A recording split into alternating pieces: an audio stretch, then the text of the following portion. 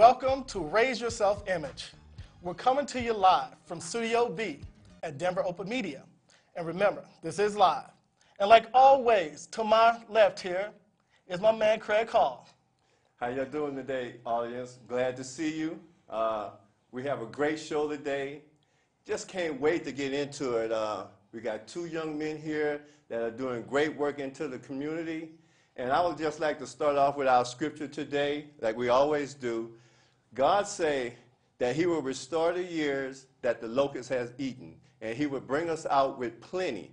So what that means is the years that he stole, the joy, the peace, the happiness, he will restore all of that and give it to us in plenty with peace. But let's get into our show today. Vernon, can you get us going? Oh, yeah. You know, I was watching 9 News, and I seen an incredible story about some young men that's doing some incredible things in the neighborhood. So my guest here is Terrance Roberts and also Gerald Wright. Yeah. So guys, can you tell me about some of the stuff that you're doing in the neighborhood? Yeah. So the organization is the Prodigal Son Initiative, and our main program is we run an after-school program where Monday through Thursday we get the kids in there. We give them group discussion time. We feed them a healthy snack. We have mentors who come in and help them with their homework. Then every day we do a physical activity like dodgeball, basketball, kickball with a huge ball, just something to, to help them burn some calories and do something physical. So we got the education component, then we have the physical component. We do a lot of motivational speaking to kids every year. We probably average about 4,000 or 5,000 kids, depending on the year of how many speaking engagements we do, speaking to kids. So those are 2 of our main programs. So who are the parents of these kids? If you understand what I'm saying. Like, what kind of family structure do these kids come out of? One of the parents is actually Gerald. Gerald's been working with me for 5 years, but his son and daughter are a part of the program. So it varies. Some of our kids are being raised through kinship care, through their grandparents, because some of our kids' parents may be incarcerated. Some of the parents are just working class families who just want to make sure that their kids have some positive mentors. So the parents, it varies with the parents. A lot of our kids, though, are low-income kids. I don't like to use the term at risk too much. I think everybody's at risk. If you make a wrong decision, I don't care who you are. Exactly. All right. Because the connotation is that they're black or... Yeah. And now we do have a lot of black and Latino kids in our program. Good. But that's just how we get it. We don't focus on black Latino kids. We just work on getting kids in the program if they want to come. And we don't even ask for, poor kids. The program is just open up for whatever kid wants to come. But since we are in Northeast Denver, that's kind of the demographic of the kids that we do attract. So, you're doing some great things in the community. But let's talk about the reason why you're doing these things. Yeah. I understand, that we got caught up, right? And some activity that may not be the best thing that's going on in the African-American community today. Yes. So I understand that you guys were like childhood friends, Yeah. right? And I guess Colorado Boulevard was the dividing line between Crips and Bloods at this time, right? Yeah. So was this the 90s? Late 80s, early 90s. Early? And still to this day. Okay. Yeah, till we heal it. But you can speak on how we know each other if you want to, Gerald. Well, we grew up. I mean, we started off at Barrett Elementary School. It's on the west side of Colorado Boulevard, 1 block of Colorado Boulevard. But that's where we went to elementary school together. Yeah. We were friends from kindergarten until 13, 14 years old. And that when Crips and Bloods hit our community, So that's what what year? split us up. Let's talk about 89. 89? Yeah. Okay. And we kind of got reacquainted with each other about high school. I remember I came to TJ, and that was around the time I started understanding about gangs more like 7th, 8th grade, but around the 9th grade I started getting a little bit more acclimated into the life. But I really wasn't gang banging yet. I was just kind of like a sympathizer, somebody who helped out. But Gerald was already involved with some of the activity he was doing, and we were, from 2 separate gangs. So we didn't hang out that much, you know what I mean? That very next year, I got into a fight at DJ, and they sent me to George. But we had been knowing each other since we were little kids. All of us who grew up in Northeast Denver knew each other. Let me ask you, Gerald, because I know you personally, because you're my nephew, and you had a good support group. And I just wonder, why did you feel the need to join gangs or get involved in it when you had a good support group and, we had you in everything, your mom was taking you to church. And so what led you to the gangs? Because I knew you was getting love and you had the support. So, and that's the answer to that question. I don't know. I don't know what drew me to the gangs and the street life instead of keeping me playing basketball. But back then, I guess it was. It's like the neighborhood. It was the basketball team. Right. It was the Really? football team. Wow. Yeah, you know. It wasn't like I was looking for love from outside people or, not my family. It's just once I got into it, I kind of got into it and became respectful. Let me ask you this also, because I know you had got shot, and the family really freaked out. And was that the turning point in your life for getting away from the gangs? And Not at all. No. So no. What? It kind of added like fuel to the fire. Okay. All right. At the other gang? Absolutely. Okay. I mean, that's who I was shot by, someone from a different gang. Okay. So it didn't slow me down. I was still young at the time too. I was fresh 18 years old. Yeah, I thought so. Yeah.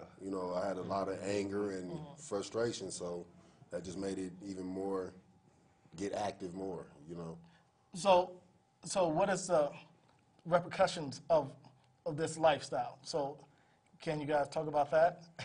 I mean, obviously you get killed, and there's different classes of, or let's say there's different levels of involvement. I will say that, because you got some gang members who just play on the Wii and the PlayStation all day, and they don't see anybody, so nothing happens. But for the guys who are out there like myself and Gerald, there's a good chance you can get yourself killed.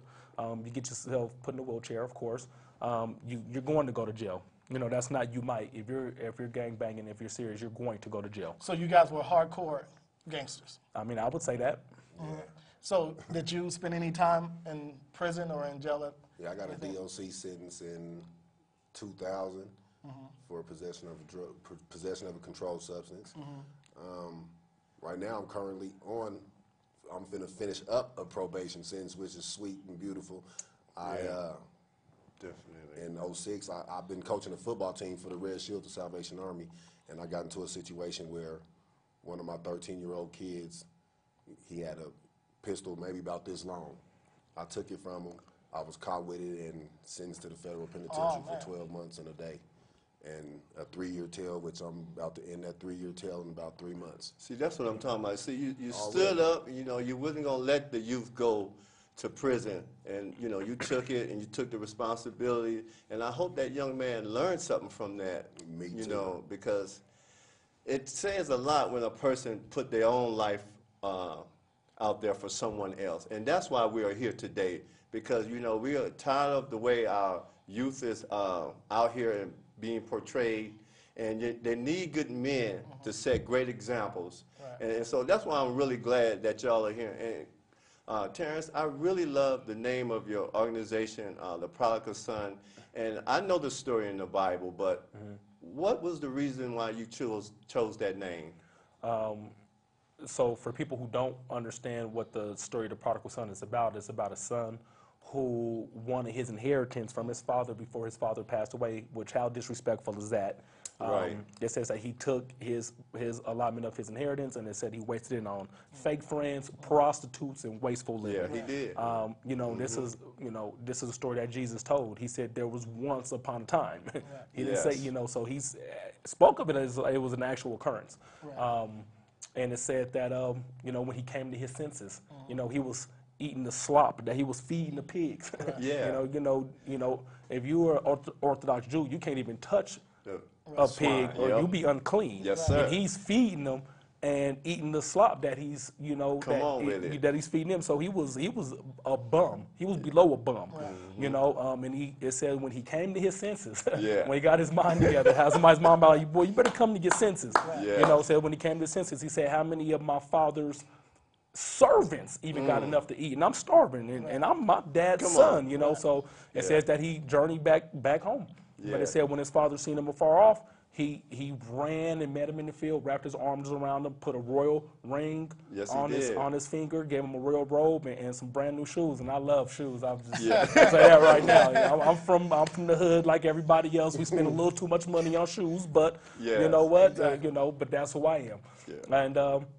And the story resonated with me, man, and I am an example of the prodigal son. Gerald is an example of the prodigal son. Yeah. Yourself, Exactly. all of us, we have all fallen short of the glory. Amen. You know, so, Amen. and I remember when I was, you know, reading this story, I was incarcerated, actually. I was in Canyon City at the time. So how many years, let's talk about that. So how Yeah. many years did you spend, and can you give the reason why you went Yeah. in and all that kind of stuff? The first time I ever got incarcerated, I was actually 14 years old. I got caught with a gun I had stolen Wow. from my grandmother. I got 5 gun cases since then. And I was never like a super tough guy. I just didn't want to get killed. Right. But I was out there though, you know, and it's like if I'm Understand gonna it. be out here, then you know, and that was my Protect mentality. yourself. You know, so and I get caught with a gun. I get out of Gilliam. My grandmother come get me after about 2 weeks, and I'll be the same day. Yeah. You know, same day I go get one. I was also gunned down during the summer of violence in 1993. I was shot in my back. It cracked my pelvic bone. It ruptured my spleen and shredded my intestines. Oh, you're blessed. And Yeah. after that, you know, like Gerald said, man, it made me. I was traumatized. You know, man, people So don't where talk was about this how at? Where did you get shot at? Where at? What place? It was on 35th and Glencoe. Okay.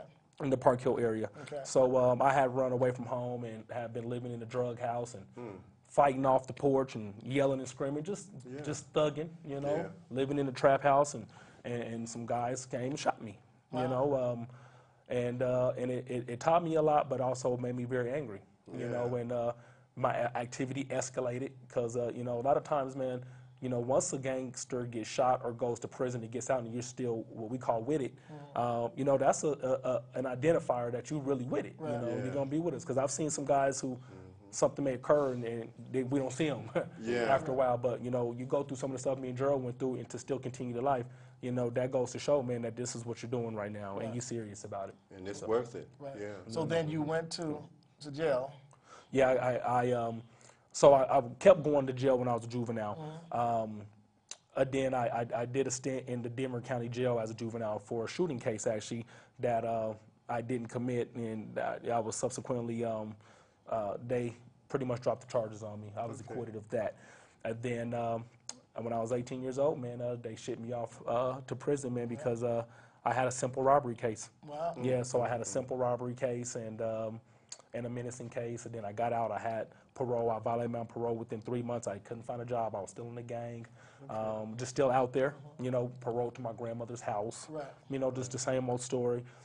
Went back to jail and finished off my 3 years, and then I ended up pretty much I got caught with a shank in Buena Vista. Oh, yeah? So they gave me an additional 2 years and sent me to Supermax, Wow. to Colorado State Penitentiary. I did some time there, almost 2 years, and got out and was doing the same thing, still in the gang. And now I'm a G. I'm calling shots. I'm head of the food chain, and I caught another case, man. I got caught with a Mac 11 machine pistol, and so I got that, and they hit me with a habitual criminal, and I had a menacing case on that, and I took a 7-year deal. You know, and but that's when I on changed. top of the 4 years that you had. Yeah, and that's when I changed my life. So at what point in prison, like what year, the 10th year, the 9th year, that you come to this transformation? Was you started reading, because I heard about Gandhi and Martin Luther King, nonviolence, civil disobedience. The last time when I had got caught with the gun, I was actually in the Denver County Jail. They put me in the pod, and I had already did like 5 or 6 years in prison. You know, but I knew I was about to get a lot of time, probably if they got me with this habitual criminal. Right. And the guys in there had a Bible study, and they were studying on different activists, and they were That's what studying I'm different talking religions about. and different things. Yeah. And you know, and I just started studying the Word. You know, and just saying this is why I started gang banging, because this is how I want to be. You know, and I looked at the disciples and Jesus and just different prophets. You know, people may get upset when I use the term, but they were like the equivalency of the gangsters I grew up looking up to, because they had a voice and they weren't playing, and they were telling people to their face, this is how it is. Right. You know what I mean? And getting killed for it too. understand. But it's like, if I'm going to get killed, let me get killed for something that's righteous. Let me take it spiritual here for you for a minute, because you know the enemy, you know, he comes against us. So he comes to kill, steal, and destroy. So, you know, he uses certain weapons to come against you. And so by having the gangs and stuff, You know, that's getting you sidetracked because one thing the enemy, he's very clever. And so he's been here on this earth for many years. Since Adam and Eve. Exactly. Before them, even. Thank you. And so he sets up plans for you, Yeah. you know, to fail because he wants to remove the man out of the house. And so if the man is not in the house or he's out of place, you know, then the family breaks down. And then the children, they get out here and, you know, they get to the gangs where they think are their families. But as soon as they do something wrong, you know, the gangs go against them. But, you know, like I say, the enemy, it comes to kill, steal, and destroy. And you have to be aware of the weapons of the enemy. Yeah, and you got to be a soldier. You know, you got to be a good soldier because this Yeah. is not a game. We're not playing around. I mean, and I say this a lot when I speak. Why wouldn't a kid want to be a Crip or a Blood if that's who looks like them and that's who's in their community? Okay, saying, say I'm that. from the East Side or I'm from Park Hill or I'm from Montbello, and this kid's like me too. You know, Right. but they're not seeing pastors. They're not seeing Ooh, say it. That's other true. people. So why shouldn't he become a Crip? Why shouldn't he or she become a Blood if that's who's there? That's who shakes their hand. That's who says, "What's up with you, homie? If you don't got nothing to do, you come to my house if you Join. want." That's anybody wants. Why do you think they got the Kappas and the Deltas and all of these different fraternities? I see what you're And saying. you know, why do you think they got the Leadership Denver groups? Because it's human nature to want to belong. But when kids get involved with these negative peer groups, man, a lot of these kids, they can't make it. And even if you don't get killed or put in a wood trimmer, you get a felony on your jacket, I'm telling you, you're not going to be able to get a job, not like you probably want to. You know, I couldn't even get a job at McDonald's. See, Man, yeah. I was in the halfway house before I started Prodigal Son. The guy at McDonald's wouldn't even hire me. You know, and I'm running a nonprofit organization going on 7 years now. Wow. But they wouldn't even hire me at McDonald's. Well, Gerald, do you think that the African American culture is so pervasive that the negativity within it, at this point, is too hard to resist for any young African American male to resist or stop himself from being in a gang or to sell drugs or anything like that? I think it's just more so the kids, you know, a lot of these kids don't have a male at home. So they're going to find that male figure or that father figure wherever they can get it, whether it's on this side of the town or this side of the town. And it's multiple kids. So, you know what I mean? All those kids are hanging with each other. Right. And, you know, one thing that kind of bothers me now is like the kids that we do see out hanging out, they're our partners' kids, that people we grew up with. It's their kids. Right. And, you So know, what must we do as black men, as leaders in our community, to change some of the things that's happening? these Because, black men need to Step step up. up and take care of their Step kids. up. is what it Raise is, your you know what I self-image. mean? well, what about even, Yes. you know, having a certain value system, meaning let's get married. You know, let's have an understanding of what it is to be a father and to have a wife and all this kind of, and the respect that goes with it. Because, you know, I listen to a lot of the things that's going on in hip hop now. All of those things are negative. They're telling you, you know, you don't need to be married. You know, just be with any girl. They call them the B word or whatever. And it's like there is it's like a disrespect for the black woman, you know, in our community.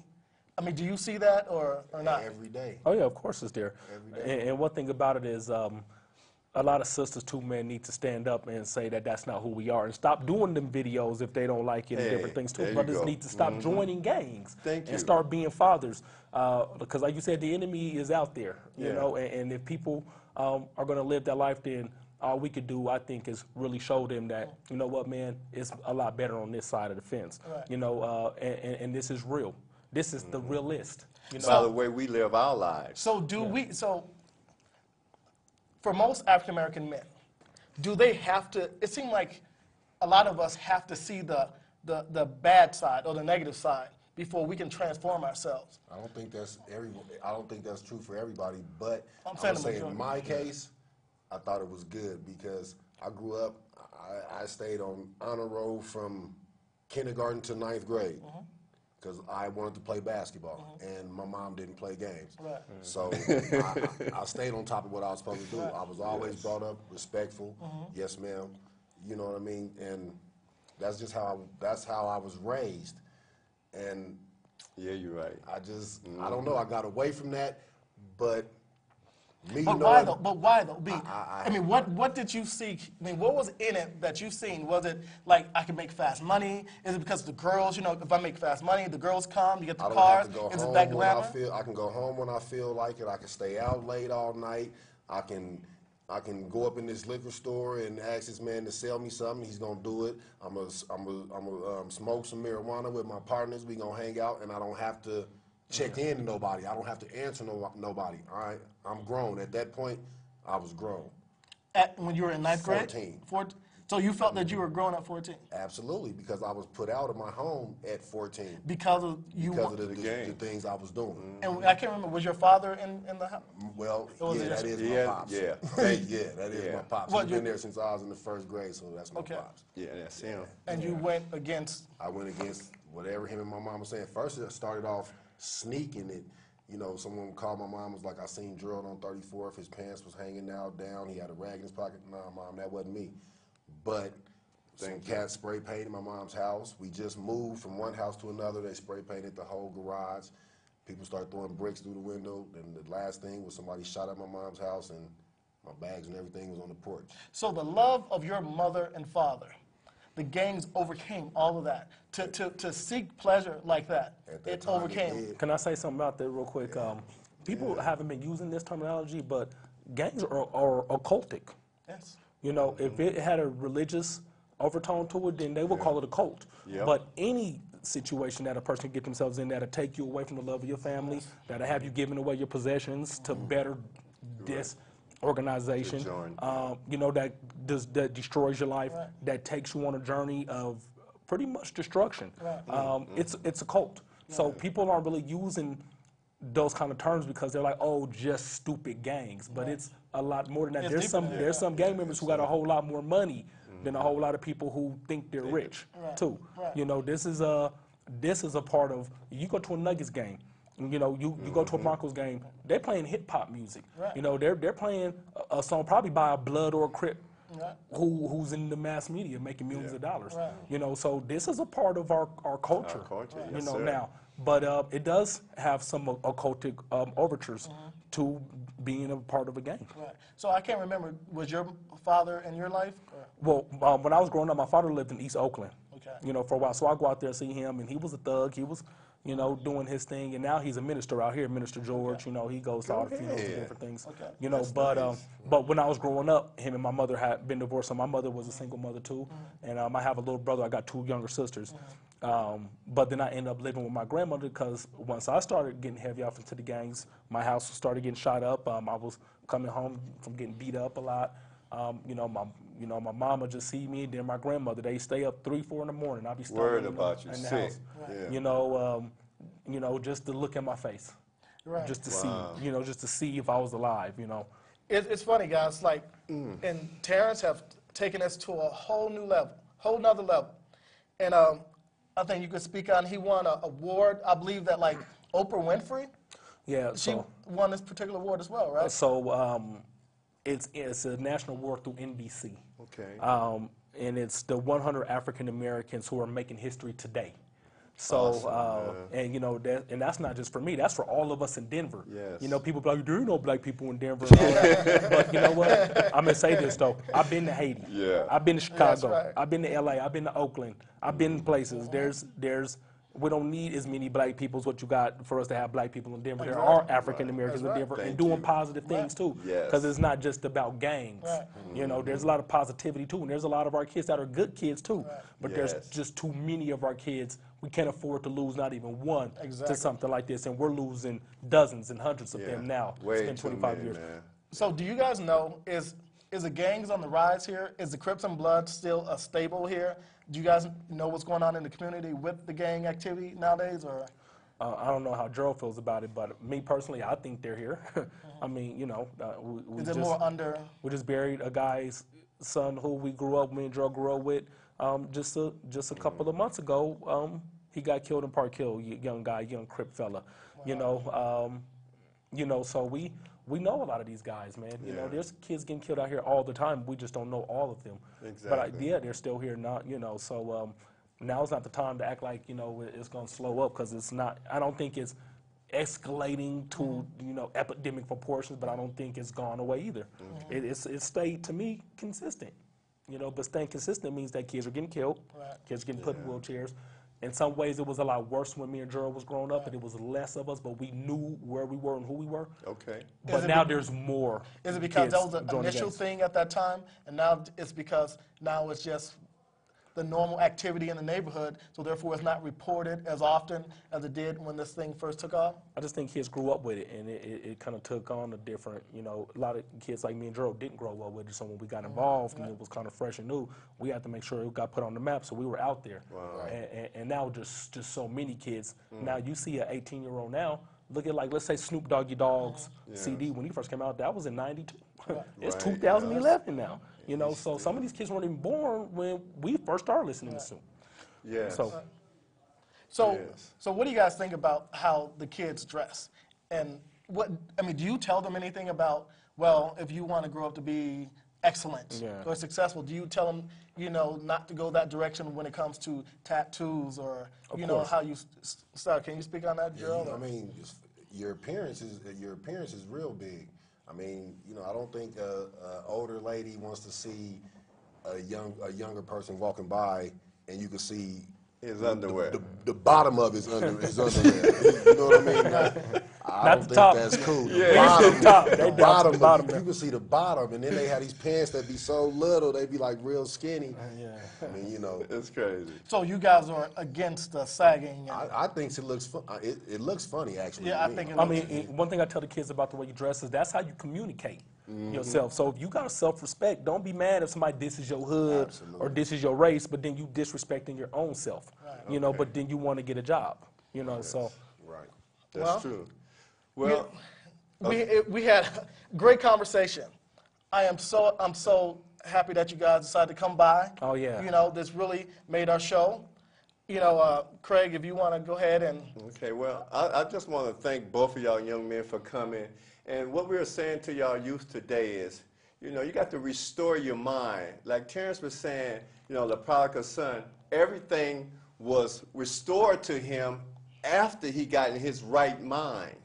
And so you have to get into your right mind. Renew your minds. So remember, guys, raise your self-image. If you can master the culture, you can conquer the world. Thanks, guys. Appreciate you guys Thanks coming. for having me on, man. All right. Yes, sir. All right. Excuse me. All right. Yes, sir. Thanks. Yes, sir, fellas. Thank you, man. Appreciate it.